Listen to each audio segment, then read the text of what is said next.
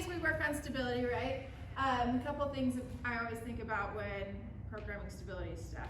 Core activation, because that's a major thing when it comes to stability, but also glute activation, because they help to stabilize our hips through all sorts of movements. Our hips are so important. So we've got a lot of stuff that requires you to engage your core and engage your glutes today. So we're going to start in here with a body hollow hold with a banded fly. So we're going to be here, legs up off the ground. If that's hard for you, you can put your feet on the ground here. But we're going to have this band out in front, and we're going to keep our arms nice and straight as we pull out to the side and then all the way back in, okay? So we're just doing 10 of these pulls and holding that body hollow hold the whole time. Once you're done with that, we're going to go from that straight into a barbell bent over row. So on this one in particular, it's really important to keep your core nice and tight. And when I say that, I'm talking about drawing your belly button in and tightening and like flexing your abs so that as you pull, you're not rounding your back.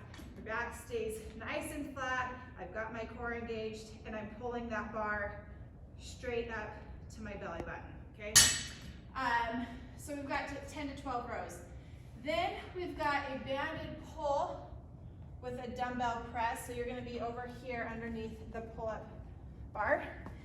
We're gonna have one hand on this pull-up band and the other hand holding a dumbbell at the shoulders. As you pull this the band down, we're gonna press the dumbbell up. And then they're gonna come back down at the same time. So pull and press, get that full extension of the dumbbell, and then come all the way back down. So we've got 8 of those on each side.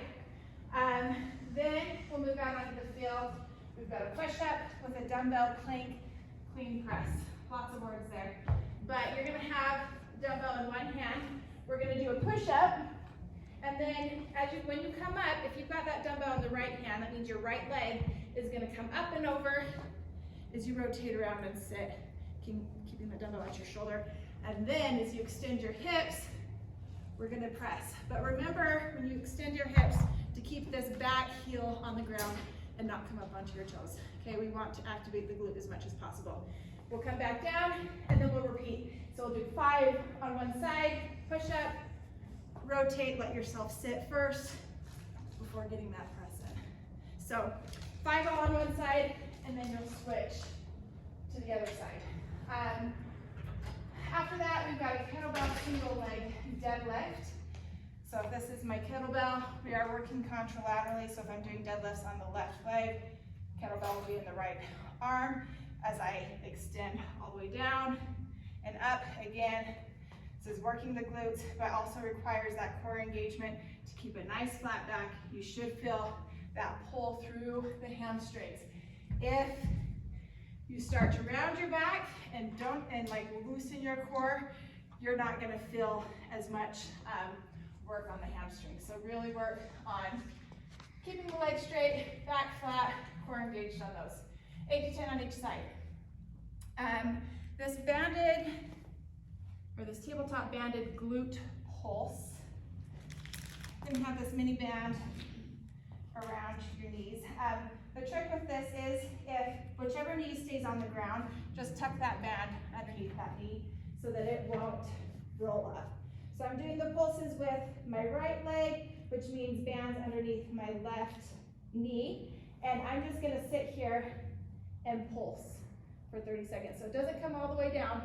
You're staying up, just coming down a little bit, and then pushing back up, okay? 30 seconds here, and then you're gonna switch to the other side, doing another 30 seconds there. Then we've got a weighted bar. Sam, I'm gonna borrow that weighted bar really quick. In and out jump squat, thank you. And add a good morning in there as well. So weighted bar, it's on your back. We're gonna jump out, push our feet out into a squat, and then as you come up, we're adding this good morning, which is essentially a deadlift. It's just that the weight's in a different spot, okay? So out, in, add that good morning, that would be 1, out, in, good morning, that'd be 2, okay?